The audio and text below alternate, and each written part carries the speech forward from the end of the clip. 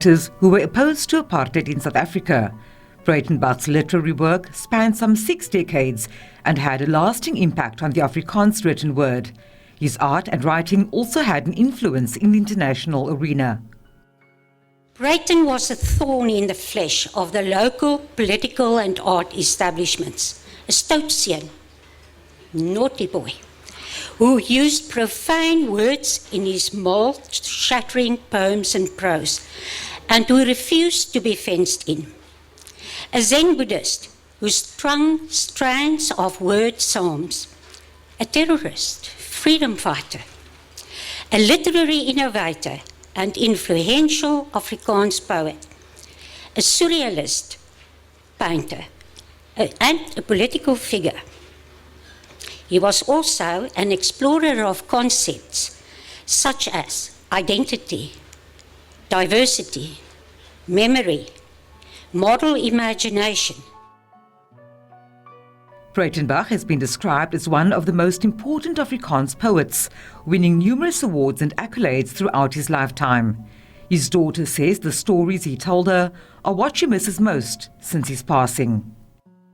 My father was a man of, multiple faces.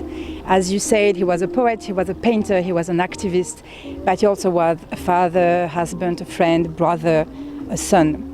And what's very interesting is, even if all those things are quite different from one another, my father was exactly the same man in every context, and even if you look at his poetry and you look at his paintings, for instance, it is the same gesture, it is the same imagination, it is...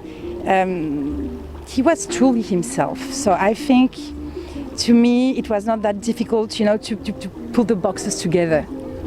He was really what you knew, and what everybody knew was, what he really was. Yes. French citizenship, which he attained after his release from prison in the early 1980s. His love for South Africa, she says, was undeniable. Of course, he loved France very much. Of course, France welcomed him as well when he needed it. Of course, France was the country of his youth and where he painted much more, and when he started political activities as well. So it was very important to him, and we would speak French to one another, him, Yolande and I.